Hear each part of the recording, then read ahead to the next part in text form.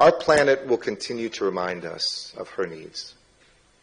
Our planet is crying out for us to listen and to take care of each other, to not become more atomized, but to become more connected, to figure out not the ways and the things that divide us, which seems to be increasingly sometimes what our politics are about, but to remind ourselves of the humanity that connects us with ourselves and the planet that sustains us.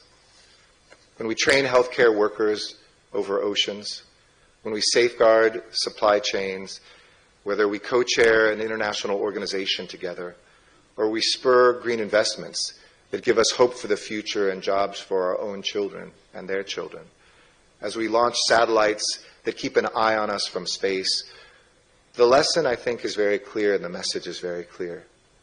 Think about a world without the U.S.-India partnership for a moment. Think about children in Africa that will die because we never shared our vaccine technology. Think about what will happen when 40% of the climate change fight will happen here. The delta on carbon will happen right here in this country if we weren't able to bring technologies even more quickly from India to the United States and vice versa to fight this fight. But this has never been my fight to lead. It's always been yours.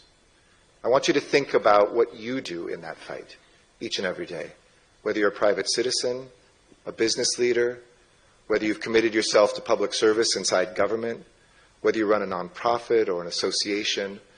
That work isn't something that is just one silo of work. Health, we forget about until it affects us. We never do the proactive work. We see the doctor after the injury. He tells us to, or she tells us to, work out more often, control our diet, and we say, okay, we'll get to that. But whether it's the planet or ourselves, let us be proactive in this work. And may you see yourselves as the leaders I know that you are, that I have witnessed and been inspired by and humbled to work alongside. You know, we were filled with so many different experiences over the last 2 years, whether it was talking to residents in Malnong, which is in Shillong. It's the cleanest village in India, and I asked them what was the secret to creating such a beautiful village, and they said it was all about us realizing that this was our planet, that throwing something on the ground wasn't somebody else's responsibility, but it was mine, and that we could make it interesting and fun, and that we could connect ourselves more with the very earth that birthed us when we take care of her. We went into a sacred forest also in Meghalaya, where they talked about the local tribal community talked about the centuries of people going into that forest to ask of the earth in the toughest moments.